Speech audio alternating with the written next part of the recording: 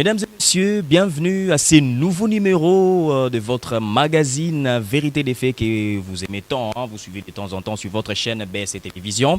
Meurtre de l'ambassadeur italien à l'est de la République démocratique du Congo, les dessous des cartes de son assassinat et gouvernement Samalou Kondé qui poursuit ses consultations entamées depuis le lundi dernier. Enjeux, profil et défis, tous ces sujets on en parle dans cette émission Vérité des faits avec Chim Chimba. Il est revenu avec force et détails. Vous en saurez s'il va, comme vous le savez toujours. Nous allons parler de toutes ces thématiques au cours de cette émission. Avec Chim Chimba, comme je disais tantôt, il est président de l'UDPS Île-de-France. Chim Chimba, bienvenue encore une fois dans l'émission Vérité des faits. Bonjour, monsieur. Voilà. Qu'est-ce que vous avez à dire à la population congolaise? Il y a eu de fortes agitations pendant ces derniers temps, en ce qui concerne d'abord la politique. Voilà, dans toute globalité, ce que vous avez à dire à la population, parce que vous avez aussi manqué à la presse. Non, moi je suis venu chez 2021, nous sommes retrouvés encore. C'est à vous de me poser des questions. Voilà. Moi je suis là pour répondre aux questions posées. Si vous allez me demander de faire un feedback par rapport à l'actualité, vous n'aurez même plus le temps de poser des questions. Voilà. Ce qui est vrai, c'est que nous croyons être sur le bon chemin. Voilà. Comme vous avez bien dit, l'actualité est dominée bel et bien sur l'assassinat de l'ambassadeur italien ici à l'est de la République démocratique du Congo. Voilà. Nous allons s'atteler tout d'abord sur ce premier thème. Comment analysez-vous le meurtre de l'ambassadeur italien? Bon, d'abord, merci beaucoup de la question. Vous savez que toute meurtre demeure un mystère. Ça reste un crime. Voilà, mais ça reste aussi, il doit y avoir quelque chose caché derrière, les dessous des cartes, comme je disais tantôt. Vous me posez la question par rapport au meurtre. Voilà. Quand il y a déjà une perte en vie humaine, ce n'est pas quelque chose de catholique. Voilà. Ça doit toujours susciter des problèmes, susciter des interrogations. Bon, c'est bien. Malheureusement que cette fois-ci, c'est arrivé à une personne étrangère de notre pays. Et en plus, une haute autorité, de surcroît, un ambassadeur d'un grand pays comme l'Italie. Bon, moi je pense que la situation est très regrettable et que j'ai suivi le chef de l'État qui était concerné, qui a présenté ses condoléances. Mais personnellement, je vais dire ceci. Nous perdons nos frères. Nous perdons beaucoup de nos compatriotes à l'est. Puisqu'il n'y a pas eu qu'un ambassadeur, il y a aussi son garde du corps, mais aussi le chauffeur, notre compatriote. J'allais en arriver parce que quand vous posez la question, ça veut dire qu'il ne faut pas aller dans les détails, il faut toujours essayer de globaliser, généraliser la situation. Exactement. Si notre pays est là où il est, surtout si la situation de l'Est perdure, c'est parce que les gens ne se posent pas de vraies ou de réelles questions. Il est vraiment grand temps que le monde, ou la population congolaise d'abord, et surtout le monde entier, se pose. C'est mieux d'ailleurs, parce que les gens sont en train de se poser des questions. Par rapport à l'ambassadeur, que je présente d'abord mes condoléances, parce que les condoléances au niveau des instances officielles avaient été déjà faites. Je présente les condoléances à sa famille biologique, je présente les condoléances à la famille de son garde du corps, et je présente nos condoléances à son chauffeur. Notre compatriote. Notre compatriote qui a aussi péri. Mais par rapport à cette mort, il y a trop d'interrogations. Il y a trop d'interrogations parce que moi je pense que quand on est diplomate, un grand diplomate de ce temps, faire un déplacement, parce que ça, ce sont les rapports qu'on a reçus. Voilà, Chim Chimba, excusez-moi, avant qu'on arrive là. Selon vous, quelle a été la vraie mission de l'ambassadeur? C'est vrai qu'on sait que son déplacement était dû à une action, à une mission humanitaire. Bon, apparemment, sa mission n'avait pas été définie. Apparemment, parce que une mission, quand elle est bien définie, bien déterminée, je pense que même ne fût-ce qu'un simple,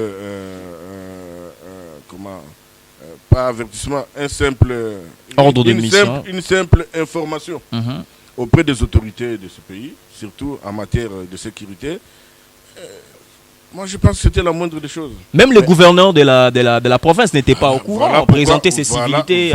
Voilà pourquoi j'ai dit ceci avec toutes les réserves de ce monde. J'ai dit ceci. Je vais dire ceci. Faire un déplacement pour une mission importante, soit-elle, ne pouvait pas se faire sans information préalable des autorités compétentes, surtout des autorités régionales.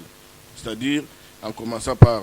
Non, ici aussi, hein, quand un diplomate se déplace, moi je pense que même les affaires étrangères devraient être quand même informées pour que la sécurité puisse être renforcée. Bon, mais l'ambassadeur a été notifié par le DIRCABA, du ministre du VPM de l'Intérieur et Sécurité, Gilbert Kankonde, qui a été tout de même suspendu. Il a été... Bon, alors, s'il y a eu des dysfonctionnements, là, ça devient autre chose. Mais selon les vraies informations qui ont été relayées, même par l'État italien, on dit que la responsabilité devra normalement, si explication il y aura, devra d'abord provenir de la MONUSCO, des Nations Unies, du programme alimentaire mondial. Donc, ça reste encore mystique. Vous savez qu'au jour d'aujourd'hui, cela relève d'un problème diplomatique qui est trop grave en matière de relations et de coopération entre deux pays. Moi, je pense que je n'aurai pas beaucoup de réponses aujourd'hui à donner par rapport à ça, parce qu'au jour d'aujourd'hui, on n'a pas encore toutes les informations appropriées pour essayer de les distiller. Quelle incidence attendre après le décès du diplomate italien? Non, bon, l'incidence, je ne vois pas tellement, je ne réfléchis pas tellement en termes d'incidence. Pourquoi? Parce que si les choses n'étaient pas coordonnées, normalement comme cela doivent être, moi je ne vois pas pourquoi on doit parler d'incidence. Peut-être moi je vais beaucoup plus parler d'imprudence de la part de ceux qui avaient diligenté cette opération, cette action, bien que cela soit humanitaire. Mais quand vous allez vous engager dans des zones où il y a des turbulences, une zone rouge, dans des zones où il y a des turbulences, et en même temps je vais me poser la question parce que ça fait plus de 20 ans 25 la MONUSCO, voilà. La MONUSCO existe chez nous. La MONUSCO qui est dotée de tous les moyens, la MONUSCO qui a un budget de plus de 1,5 milliard chaque année avec un effectif de moins de 20 000 personnes. La MONUSCO qui a tous les moyens logistiques, la MONUSCO qui a autant de moyens financiers comme ça, ne puisse pas être en mesure, à même d'accompagner la sécurité ou la sécurisation de la province de l'Est du pays. Moi, je pense que quelque part, il y a un goût sur roche. Nous attendons, moi aussi j'attends, c'est que les responsables de la MONUSCO puissent nous dire effectivement qu'est-ce qui s'est passé et pourquoi. Parce que, comme apparemment nos FARDC n'étaient pas informés, donc c'est là, mais aussi l'ANER. C'est ce que j'ai dit, nos services n'étaient pas informés. Cela sous-entend que ceux qui avaient avalisé ces déplacements, notamment la MONUSCO, devraient rendre compte. Alors, si incident ça pourra être entre l'État italien avec l'organisation. Mais selon vous, son déplacement, le diplomate s'est fait comme un petit homme. Son déplacement était dû à quelque chose ou il se cache quelque chose derrière son déplacement? C'est ce qui inquiète. Parce qu'au jour d'aujourd'hui, moi personnellement, je me pose toujours des questions par rapport à ce qui arrive, à ce qui nous arrive à l'Est. Parce que son déplacement, voilà, avec deux véhicules. Je vais être clair ici. Les problèmes que nous avons à l'intérieur de notre pays, surtout au niveau de l'Est, c'est un problème ici de multinationales. Nous avons, comme il y a une question d'intérêt, aujourd'hui, le monde de demain, le monde numérique, le monde propre, trouvera une part de la solution ici à la République démocratique du Congo. Mais quand on regarde, ce sont des zones où il y a des foyers de tension continuels. Pourquoi? Parce qu'il y a des intérêts, il faut se servir, il faut à un certain moment, comme on dit, nous pensons qu'avec la mort tragique que je déplore de M. l'ambassadeur, que le Congo ou le peuple congolais pourra savoir effectivement qu'est-ce qui se passe ou qu'est-ce qui se trame dans cette région-là. Et comment Félix Tshisekedi gère la crise après l'assassinat de l'ambassadeur italien? Non, mais le président, c'est un président.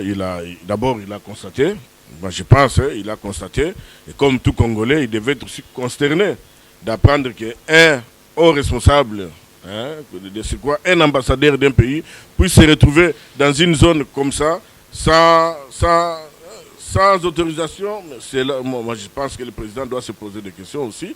Et moi, je pense qu'à la longue, il devra quand même, l'État congolais devra veiller à ce que de tels genres de situations ne se répètent. Désormais, aucun diplomate ne peut se déplacer sans l'aval du gouvernement. Il fallait attendre le pire pour trouver des solutions. Non, mais moi, je pense que cette thèse-là n'est pas nouvelle. Hein. C'est connu. Quand vous êtes détaché dans un pays, vous devez au maximum vous conformer à la loi internationale, parce qu'il y a une loi qui existe en cette matière-là. Ce n'est pas seulement à la République démocratique du Congo d'imposer cette loi. C'est une loi générale, c'est une loi qui existe partout. Quand on est détaché, ça veut dire qu'on va défendre les intérêts de son pays dans l'autre pays, mais en même temps, on se conforme non seulement aux lois de ce pays, mais surtout à la loi, à la matière. Mais il s'est déplacé, apparemment, c'était avec toute une légèreté. Hein. C'est ça voilà ce que nous déplorons. Parce qu'une grande personnalité. Parce que c'était un grand homme. Il représente. Ne pouvait pas, voilà. Dans ce contexte actuel, que je parle encore entre guillemets, ne pouvait pas se retrouver dans cette zone comme ça, facilement, avec. Un garde du corps, un chauffeur, voilà, 2 véhicules derrière. Et voilà tout. Pourquoi. Et c'est son véhicule qui a été ciblé. Alors, la responsabilité devra incomber à ceux qui l'avaient invité ou à ceux qu'il était allé lui faire là-bas. Parce que jusqu'au jour d'aujourd'hui, on ne sait pas qu'est-ce que... Alors, des fois, quand nous posons la question de savoir comment et pourquoi, moi, je pense que maintenant, il y a lieu de bien réfléchir, de bien investiguer pour comprendre et puis pour dénicher définitivement ce qui se passe. Parce que maintenant, le monde entier a bougé, parce qu'il s'agit d'un étranger, d'un diplomate. Mais au quotidien, nous perdons. D'une puissance mondiale. Nous perdons. On a parlé... Il y a eu génocide dans ce pays. On n'en parle même pas. Ce génocide-là est dit à quoi? Il dit seulement à l'exploitation de nos richesses. Alors, moi, je pense qu'il est grand temps que le monde se réveille et que le monde comprenne que le peuple congolais a tant souffert et qu'il n'a plus besoin de continuer à souffrir. À moins, c'est mieux que les choses soient définies, soient clarifiées, une fois pour toutes, qu'on n'assiste plus à des scènes pareilles. Vous êtes président de l'UDPS Île-de-France. Vous avez vécu aussi pendant longtemps ici en République démocratique du Congo avant de se retrouver à l'étranger. Quand est-ce que la paix va revenir dans l'Est de la République démocratique du Congo, puisque le chef de l'État avait dit lors de sa campagne électorale, il mourrait à cause de la paix à l'Est de la République démocratique du Congo. Qu'en est-il? La paix va revenir quand à l'Est de la République démocratique du Congo, parce que la population est en train de mourir le jour au lendemain. Pour le chef de l'État, la paix à l'Est, non seulement à l'Est du pays, la paix dans tout l'ensemble de la République. Parce que ça fait 25 ans. Vous comprenez? Ça fait 25 ans qu'il y a eu laxisme, 25 ans qu'il y a eu hypocrisie, 25 ans, plus de 25 ans d'ailleurs. Mais heureusement, aujourd'hui, il y a un chef de l'État qui se dit debout, qui a même promis de mettre en jeu sa vie pour que la paix règne non seulement à l'Est du pays, mais surtout dans toute la République démocratique du Congo. Moi, je pense que tout est question de clarifier les choses. Les choses doivent être clarifiées. Nous savons que nous sommes cibles, nous Congolais, de ce que le bon Dieu nous a dotés à travers nos sols et nos sous-sols. Donc, comme les gens veulent venir se servir au Congo, comme il y a des gens qui veulent narguer le peuple congolais, voilà pourquoi, là où il y a des intérêts, c'est pourquoi j'ai parlé des multinationales. Nous subissons tout ça parce qu'il y a des personnes ou des organismes qui ne veulent pas à ce que le peuple congolais s'émancipe. Donc nous pensons que ce n'est pas une question de jours ou de mois, mais moi je pense que c'est une question de nécessité. Il faut que la République démocratique du Congo retrouve ses frontières, sa tranquillité comme cela fit à l'époque, et que pour ceux qui veulent venir... Mais cela ne va pas se faire par des paroles, par des promesses. Non, mais ça commence avec des actes. Voilà pourquoi j'ai dit le décès de l'ambassadeur en est un acte révélateur. Maintenant, le monde entier, mais les gens le décès de l'ambassadeur vaut l'interpellation. L'interpellateur. Ça vaut l'interpellation, mais au moins aujourd'hui, les gens se posent des questions. Mais depuis ces temps, la population mourait. Ça n'interpellait pas les autorités congolaises. Ça interpelle les autorités parce qu'il y a une très forte logistique déployée. Il fallait qu'il y ait décès d'une personnalité, d'une autre personnalité. Il y a une très forte logistique déployée en matière de sécurité avec beaucoup de moyens. Mais sauf que quand on a affaire à des lobbies, à des multinationales, moi je pense que la question reste claire. Il faut se mettre autour d'une table avec ces gens-là, ceux qui font à ce que ce pays-là, notre pays, ne retrouve pas sa tranquillité, leur faire voir que non, les temps passés doivent être révolus. Nous pensons que le chef de l'État est sur cette lignée-là, et avec espoir que dans les plus brefs délais, qu'il y ait quand même un moyen ou une solution définitive. Parce que, vous savez, c'est une question qui dépasse tout entendement. Le monde d'aujourd'hui, vous savez comment il fonctionne. Moi, j'habite de l'autre côté, je vois comment est-ce que les lobbies pharmaceutiques essayent de tirer, essayent de jouer avec les dirigeants. Donc, c'est comme ici chez nous. Le problème est trop grave. Vous savez, nous sommes encore limités par rapport à nous-mêmes, par rapport à notre évolution.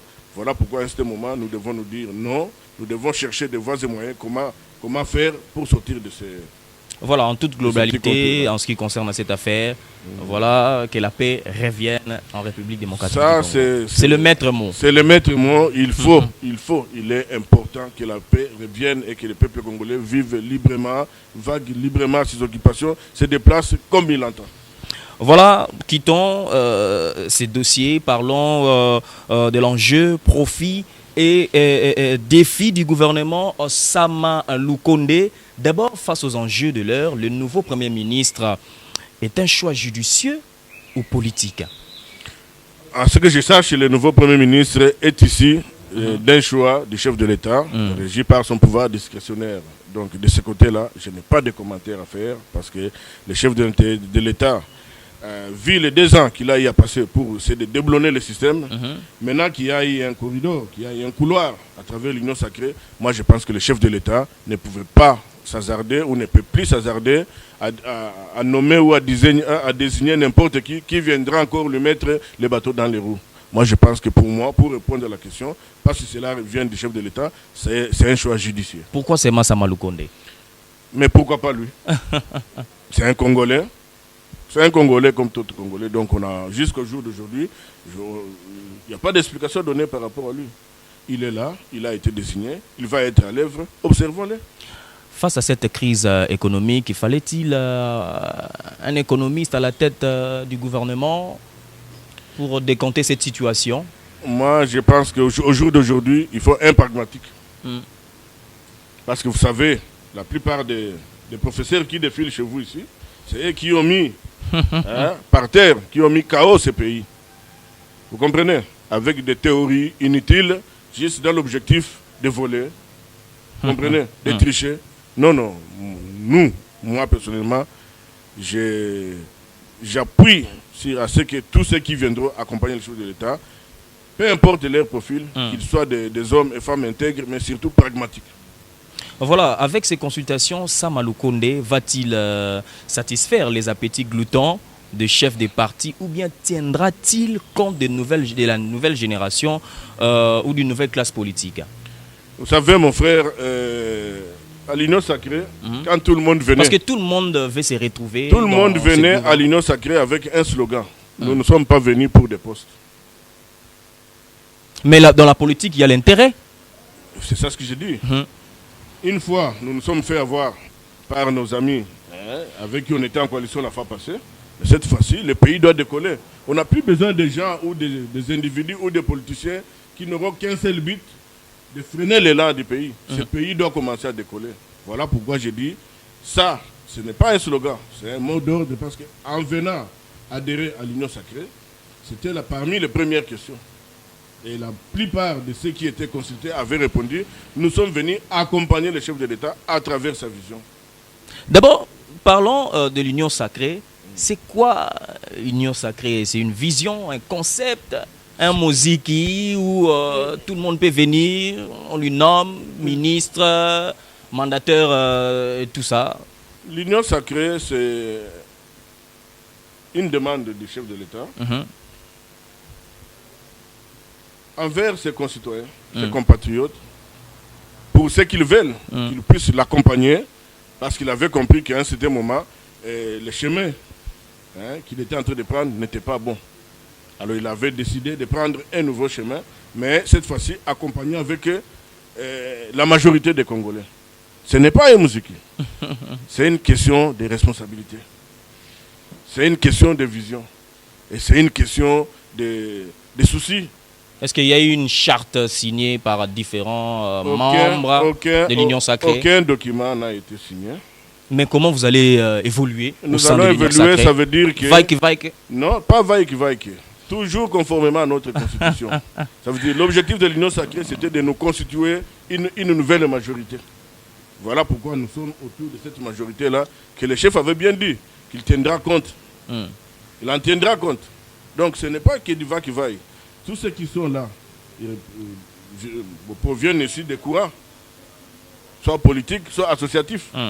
Donc je ne vois pas pourquoi vous allez me dire que nous allons aller vaille et surtout essayer de minimiser l'espoir de tout un pays par ce que vous dites musique. Franchement, là je suis un peu... franchement, non, ça me... Bon, je ne sais pas comment. Mais certains observateurs pensent que c'est un musique qui vous appelez au jour tout le monde, d'aujourd'hui, et en 2023, tout peut basculer. À force de souffrir. Félix Tshisekedi ne sera plus soutenu. À force de souffrir, moi je crois que le peuple congolais est devenu le plus pessimiste au monde. Le plus périn quelqu'un, ça veut dire c'est parmi des gens qui ne peuvent même plus oser. Mais la population ne peut que être pessimiste parce qu'il n'a pas encore palpé du doigt jusqu'à présent. Mais c'est normal. Il y a eu changement de gouvernement à chaque reprise, même pendant l'époque de Kabila, il y a eu rien du tout.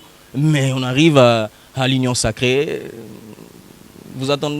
Que nous entendions à quelque chose. Il y a eu changement de gouvernement depuis l'accession, depuis l'indépendance, l'accession du Congo à l'indépendance. À l'époque, il y a eu succession de gouvernements parce que l'objectif était celui-là, de dire que bon, il faut participer au gouvernement pour se partager les postes. Vous comprenez? Maintenant, aujourd'hui, il y a autre chose. D'abord, pourquoi ce gouvernement-là s'est succédé pour se partager les postes? Parce qu'il y avait des systèmes. Il y avait un système qui était là juste pour ça. Donc détruire le pays, démolir le pays pour assouvir sa passion, sa soif. Mais au jour d'aujourd'hui, ce système-là a été déboulonné. Ce système-là est en train d'être décrié. Et voilà pourquoi je vous dis, il n'y aura plus ces mêmes méthodes-là. Les méthodes sont en train de changer. Voilà pourquoi je venais de me dire que, comment est-ce qu'on va faire par rapport. Non. Ceux qui seront appelés à accompagner la vision du chef de l'État à travers son programme, son projet de société, ne viendront que pour cette cause-là. Mais qu'attendez-vous par rapport politique? Parce qu'il y a certains qui disent que non, moi je suis chef du parti quelconque, je dois avoir un ministère, budget ou... Voilà, qu'entendez-vous par poids politique exactement? Ceux qui parlent de poids politique, dans ces gouvernements Union sacrée. Ce sont des petits malins politiciens qui sont là pour distraire, qui ont l'habitude de distraire la population. Mais quand ils sont devant les faits, ils ne disent pas ça. Donc, certes, nous savons que... Entendez-vous à des frustrations? Mais c'est normal, mais moi je pense qu'il n'y en aura pas, surtout que je commence à faire un petit peu confiance à nos élus, parce qu'après avoir passé autant de décennies, à pratiquer cette politique-là archaïque, aujourd'hui, ils ont compris que non. Ils sont en train de se regarder en face, ils regardent leurs alentours, ils regardent leur proximité, ils se rendent compte que non, le pays n'a pas avancé, que le pays a été détruit. Mais aujourd'hui, je pense qu'ils sont en train de venir avec l'esprit de se venger, de dire non, on avait détruit, on avait démoli ce pays. Maintenant, nous allons essayer quand même de nous racheter autour du chef de l'État, parce que lui, au moins, il est en train de manifester la bonne foi, la bonne volonté de faire avancer ce pays. Vous allez comprendre que quelqu'un qui a milité, qui a lutté pour qu'il y ait l'avancement de l'Union sacrée, au finish, il ne se retrouve pas dans ces gouvernements Union sacrée, même pas un poste ministériel, même pas dans un portefeuille de l'État, dans une portefeuille de l'État plutôt. Ça fait combien de mois que l'Union sacrée existe?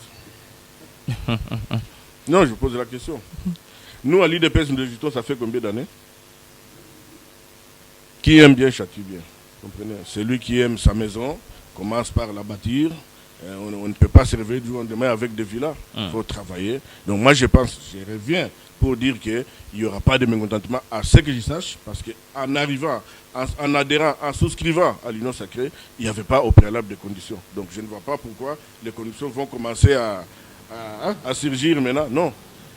Le cap est fixé, l'élan est bien pris. Effectivement, comme on dit, par rapport au poids politique, si vous allez comprendre que le Premier ministre n'est pas de notre obédience, ça veut dire que le chef de l'État est en train de tenir compte de sa promesse, parce qu'il avait dit. Voilà, dans quel secteur le nouveau gouvernement doit entamer plus pour que le mandat de Félix Tshisekedi réussisse, puisque nous chitons, nous allons vers la fin?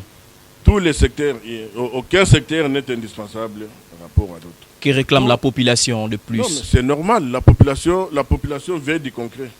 Mais le pays... Le social tout d'abord. Le pays, après plus de 60 ans, le pays est encore au fond du trou. Le pays est en train de se relever petit à petit. Le peuple congolais est passé... D'ailleurs, voilà pourquoi le peuple congolais accepte même les propositions du chef de l'État. Sinon, après 2 ans, le peuple allait commencer à se soulever. A-t-il vu des marches ou des moyens de pression se faire à gauche, à droite? Non, le peuple observe. Le peuple a confiance. Le peuple a confiance. Donc c'est comme un enfant malade. Et le vaccin va lui faire mal, mais quand même ça lui fera du bien le moment opportun. Je crois que le peuple congolais va comprendre que d'ici peu, il va se retrouver. Surtout les... Vous savez pourquoi le peuple congolais ne mangeait pas? Pourquoi il n'y avait pas d'eau? Pourquoi? Ne mange pas jusqu'à présent. Il n'y a pas d'eau, il n'y a pas d'électricité. Il y a la souffrance qui persiste jusqu'à présent. C'est par rapport au mauvais système de gouvernance. C'est par rapport aux mauvaises foi des personnes, des dirigeants d'hier. Mais aujourd'hui, et avant ces gens-là, ils faisaient quoi? Ils étaient en train de bloquer le bon fonctionnement de l'État. Mais aujourd'hui, avec le gouvernement Sama, ça sera pour la première fois que le pays va commencer à se débloquer sans état d'âme et sans arrière-pensée. Et je parie et j'insiste que le changement sera brutal et très rapide. Le changement sera brutal et très rapide. Dernière question, Chimchimba. Kabouya se comporte-t-il comme un secrétaire général d'un parti présidentiel, surtout ces derniers temps avec ses révélations? Il se comporte comme un combattant ou un secrétaire général d'un parti présidentiel avec ses révélations, ces dernières révélations? Le secrétaire général Kabouya, que je salue en passant, parce que vous me posez la question sur son comportement, c'est d'abord un militant, un produit terroir.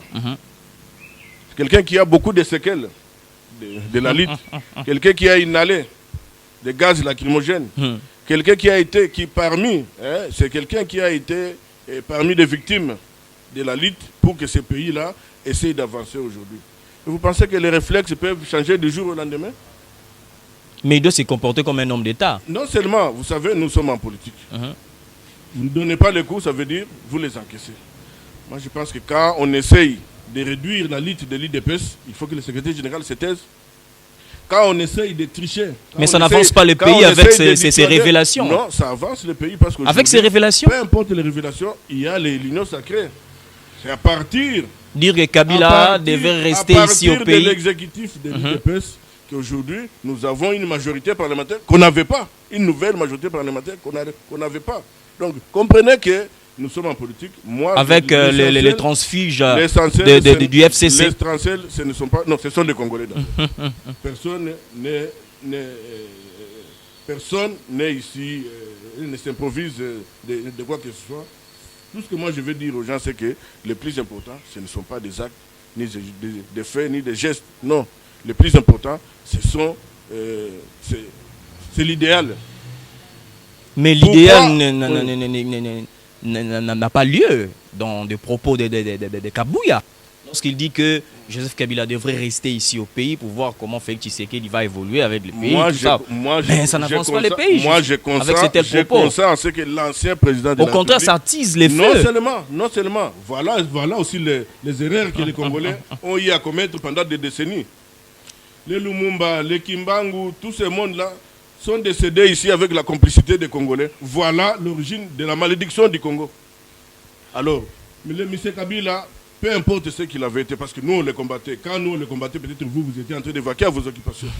Ce monsieur-là nous a permis aujourd'hui d'avoir une alternance. Aujourd'hui, nous circulons à travers notre pays parce qu'il y a eu alternance avec ce monsieur qui avait tout, qui avait de l'armée, qui avait des moyens, qui pouvait saboter ce pays.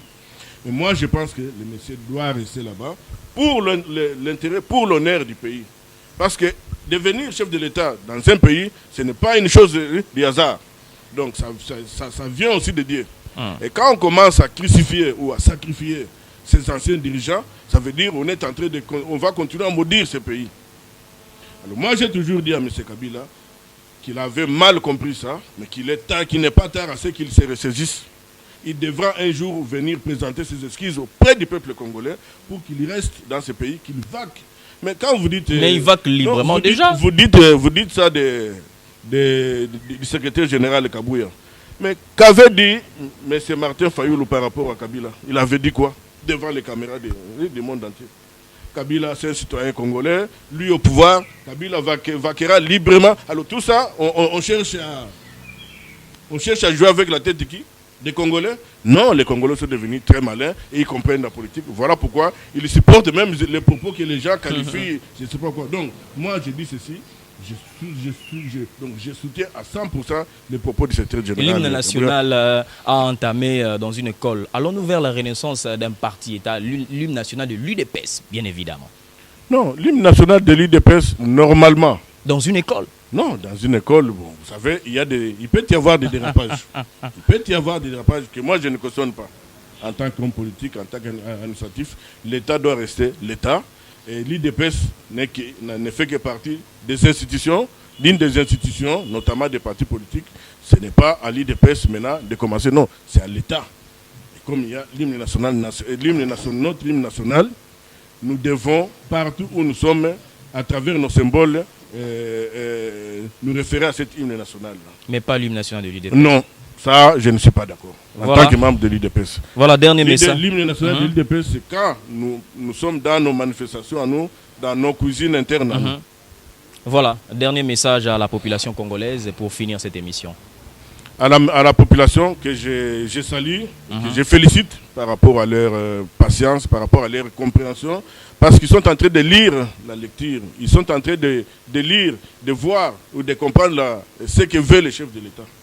Quelqu'un de sociable, quelqu'un qui a les soucis, quelqu'un qui veut faire avancer ce pays, malgré les multiples embûches.